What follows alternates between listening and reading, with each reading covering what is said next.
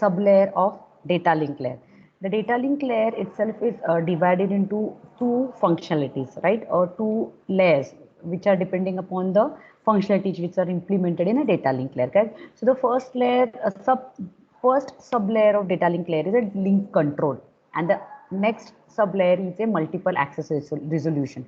So in a link control, we have seen this framing, error control, and flow control. So today we will see a multiple access layer. Fine. So what is there in a multiple access, and what is all about this multiple access, right? So this multiple access, correct, is see, basically a data link control is a reliable channel for transmitting a data over a dedicated link, correct, using a various techniques such as a framing, error control, flow control of data packets. Fine. So what is this multiple access protocol? So when sender and receiver have a dedicated link to transmit data packets, the data link control is enough to handle the channel, correct, when there is a dedicated link. But suppose we don't have a dedicated path for the communication, and then we have multiple devices which are accessing the same path, right? So in that case, multiple station access the channel simultaneously and transmits a data over the channel. So while transmitting a data on multiple by multiple devices on the same channel, it may create a collision scenario or the crosstalk scenarios, right? So here the multiple access protocol is required to reduce the collision and avoid a crosstalk between the channels, and for this purpose we have this multiple access protocol. Now let's take an example. See, suppose my classroom is full of students, right?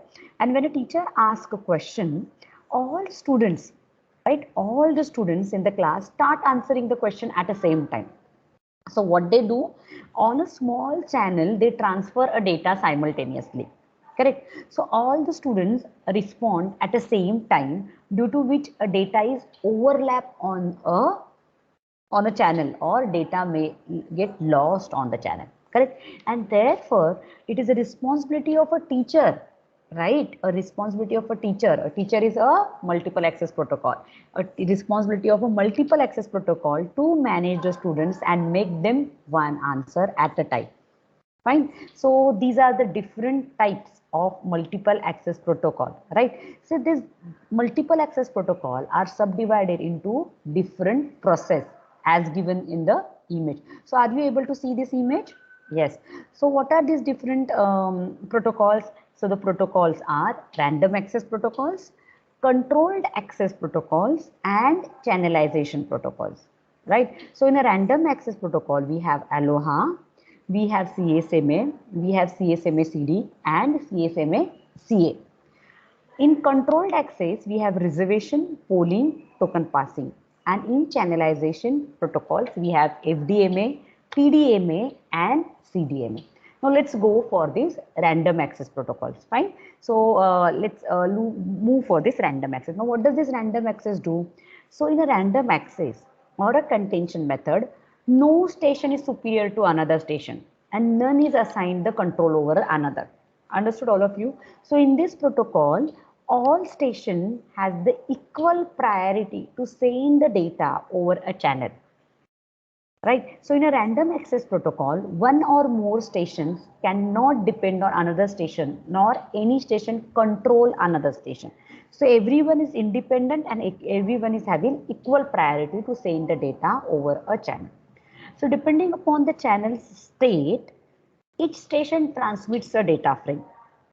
Fine. Suppose your channel is idle, the station will transmit the data. If channel is busy, a station will not send the data. It will wait for some time. If more than one station sends the data over a channel, there may be a collision or a data conflict. Fine. So due to collision, the data frame packets may be lost or changed, right? And hence it does not receive by the receiver end.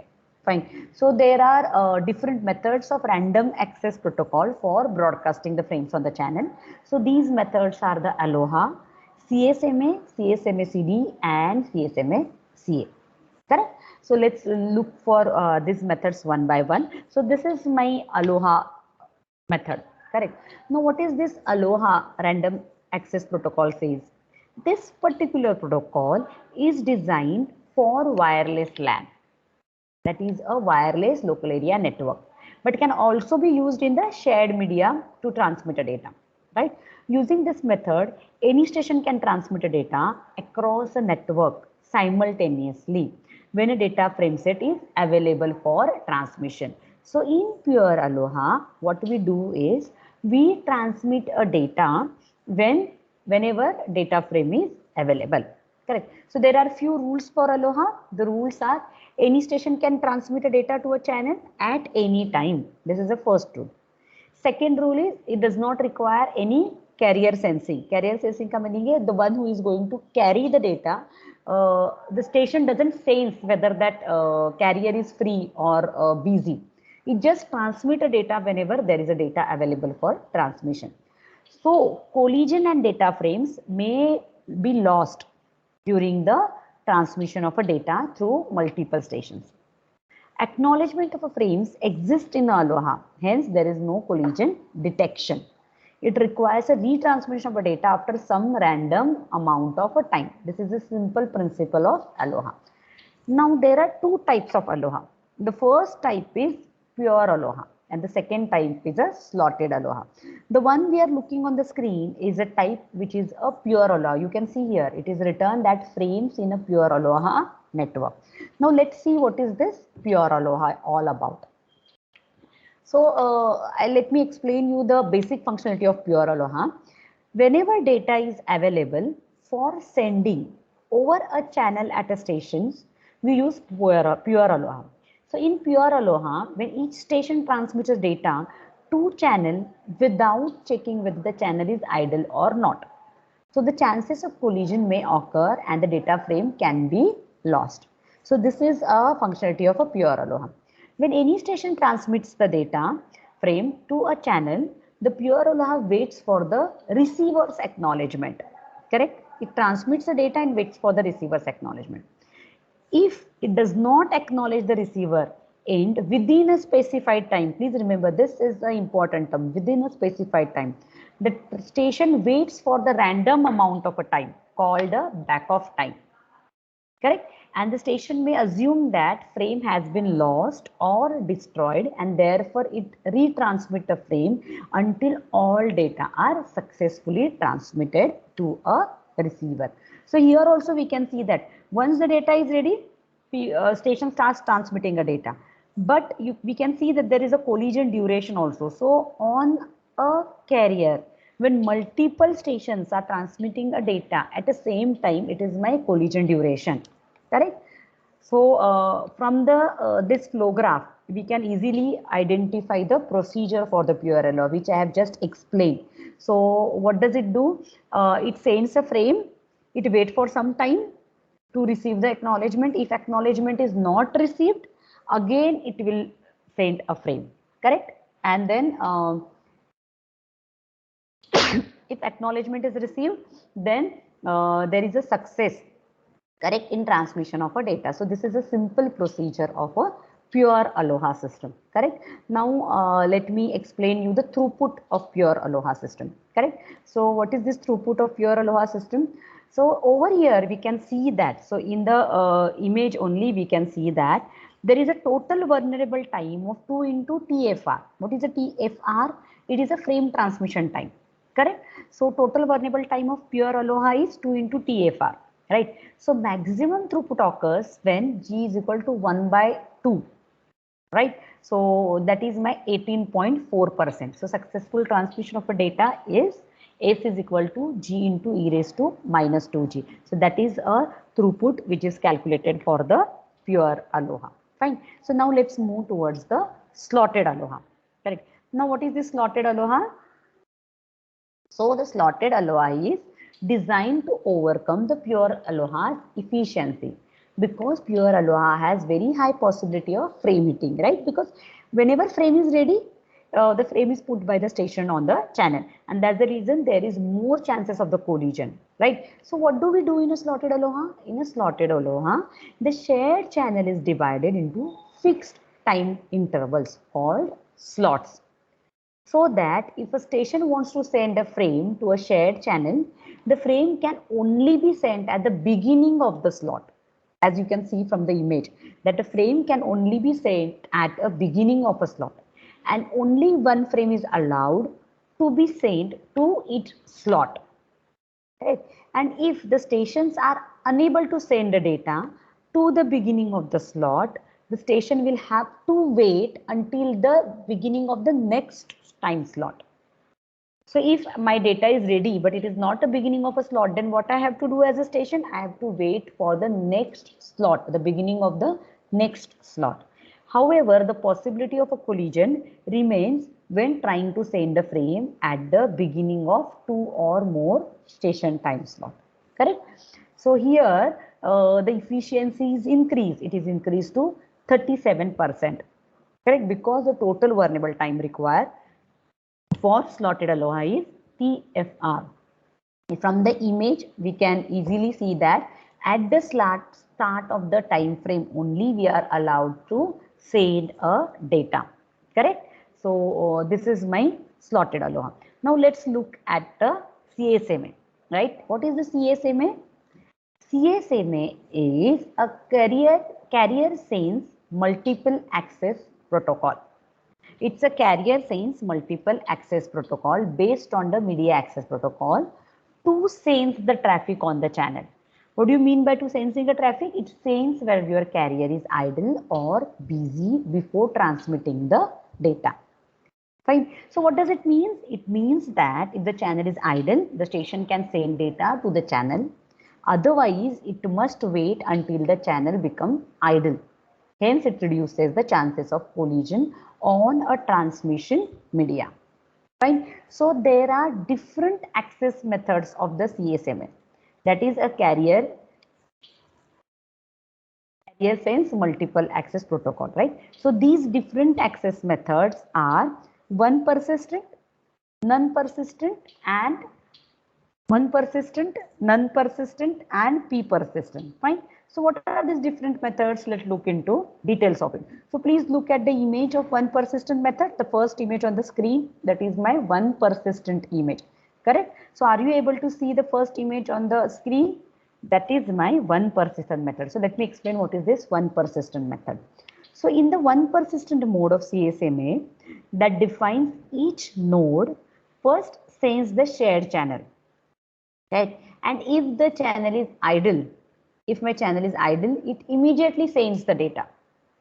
Else, it must wait and keep track of the status of a channel to be idle and broadcast the frame unconditionally as soon as the channel is idle. So you can see in the image also, what does it do? It sends, it always continuously sends the channel. And once the channel is busy, it will not send a frame. The time it becomes free, immediately it is sensed by the workstation and it starts the data transmission on the channel. So that is my one persistent method. The non-persistent method, right? What does it do? Before transmitting the data, each node must sense the channel. And if the channel is inactive, it immediately sends the data. Otherwise, station must wait for the random time non-continuously. Right? And when the channel is found to be idle, it transmits the frame again. So what does it do? See, before transmission of a data, it sends. If it is busy, it wait till its time slot. It is not the case that it is continuously sensing the channel. It waits for some time slot and again it sends. If again it is busy, it itself will wait for predefined time slots. Right? So after that time slot, if the channel is free, then only it starts transmitting the data. So that is my non-persistent method. In one persistent, I continuously sense a data. So in a continuous sensing method, once it found to be free, it transmits the data. In non-persistent method, it sends a channel after some time slot. Correct? And the next method we have is a P-persistent method. It is a combination of one persistent and non-persistent mode. We can see from the image also. The P-persistent mode defines that each node sends the channel, right? And if the channel is inactive, it sends a frame with a P probability. If the data is not transmitted, it waits for the Q, that is 1 minus P probability random time, and resumes the frame with the next time slot. So this particular method, right? What does it do? It continuously sends right? And if the channel is inactive, it sends a frame with the p probability, right? And if the data is not transmitted, it again waits for the q, that is 1 minus p probability, random time, right? So this is what it waits for, the random time. So it is a time slot, right? So probability outcome does not allow transmission of a data. It is written over there. So it behaves like a non-persistent method, and then it resumes the frame with the next time slot. So that is my p persistent method. Understood, all of you? So these are the three methods of CSMA, that is carrier sense multiple access protocol. Correct. Now this carrier sense multiple access protocol have variations. Correct. The variations are, the first variation is a CSMA CD. The next variation is a CSMA CA. What is this CSMA CD? So CSMA CD is a carrier sense multiple access collision detection protocol. Correct. So this particular protocol works with a random access control layer again, right? Therefore, it first senses the shared channel before broadcasting the frame. And if the channel is idle, it transmits a frame to check whether the transmission was successfully. If the frame is successfully received, the station needs another frame, sends another frame. If any collision is detected in a CSMA CD, the station sends a jam or a stop signal to shared channel to terminate the data transmission. After that, it waits for the random time before sending the frame to channel. So let me repeat again. What does it do? See, here it starts sending the channel, correct? So once it starts sending this,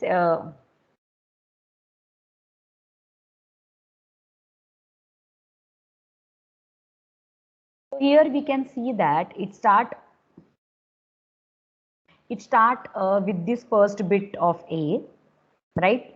Right. And at the same time, see what happens at the same time, the C also put his first bit.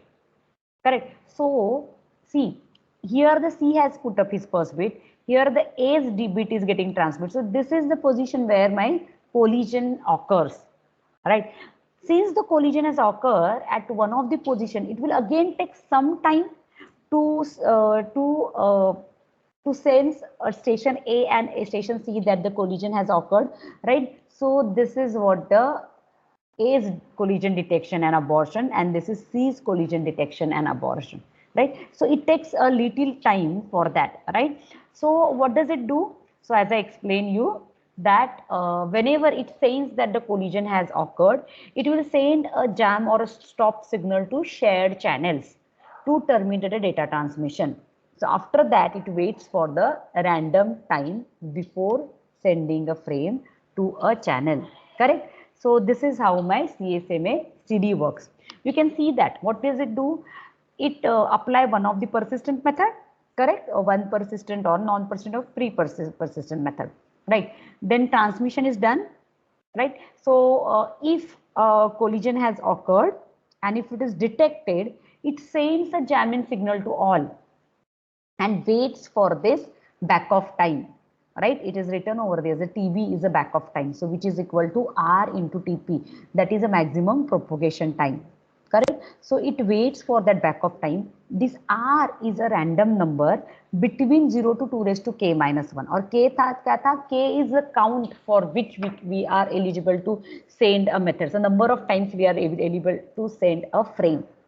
Correct so simple है CSMA CD method CSMA CD में क्या होता है कि channel applies some of the CSMA method that is a p persistent so that is a one persistent non persistent or p persistent method and it sends the data on the channel and suppose there is a collision then and that collision is detected by a sender then it sends a jammer signal to all stations and it waits for the back of time and once that back of time is over it again retransmits the data and the procedure continues either my number of retransmissions are over or my data is successfully transmitted to the receiver.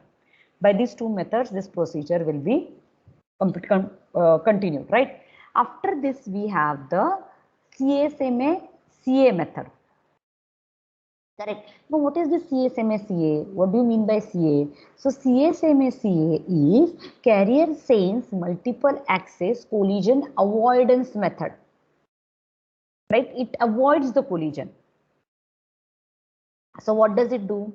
When a frame is sent to a channel, it receives an acknowledgement to check whether the channel is clear. If the station receives only a signal acknowledgement, that means that data frame has been successfully transmitted to the receiver. But if it gets two signals, its own and one more, in which the collision of a frame has occurred, the collision of a frame occurs in the shared channels, right? So detects the collision of a frame when a sender receives an acknowledgement signal, right? So this is my CSMA method. So what does, there are few methods which are implemented while performing this CSMA CA, which is for the collision avoidance, right? So what is the CSMA CA methods? So the first is interframe space. Right. So in this method, the station waits for the channel to become idle. If it gets the channel is idle, it does not immediately sends a data. Right. Instead of this, it again waits for some time. And this time period is called as a interframe space or IFS. However, this IFS time is often used to define the priority of the station. Correct. So what does it do? It waits for the IFS time. Once it finds the channel is free. Right. The next method is a contention window. So in the contention window, the total time is divided into different slots. When the station or a sender is ready to transmit the data frame, it chooses a random slot of a number of slots as a wait time. So if the channel is still busy, it does not restart the entire process, except that it restarts the timer to send the data packets when the channel is inactive. Correct. So this is one of the, and then the next is acknowledgement method. So in this acknowledgement method, a sender station sends the data frame to the shared channel, and if the acknowledgement is not received ahead of a time, right? So these are the different methods of CSMA CA. So again, we will look into the flow diagram of the CSMA CA. What does it say? If the channel is idle, it waits for the IFS time. Correct. So if it is still idle, then it choose a random number R between 0 to 2 raised to k minus 1. And then it waits for the R slots, right? And once these R slots are over, it sends a frame and wait for a timeout, right? And if I receive the acknowledgement within a timeout or before the timeout, right? So what I do, my transmission is successful. And if I don't receive the acknowledgement within the time slot, right, within the timeout, then again I have to follow the same procedure, right? So this is my carrier sense collision avoidance method, right? So these are the different methods for collision avoidance protocol at multiple access layer, right, or at a data link layer.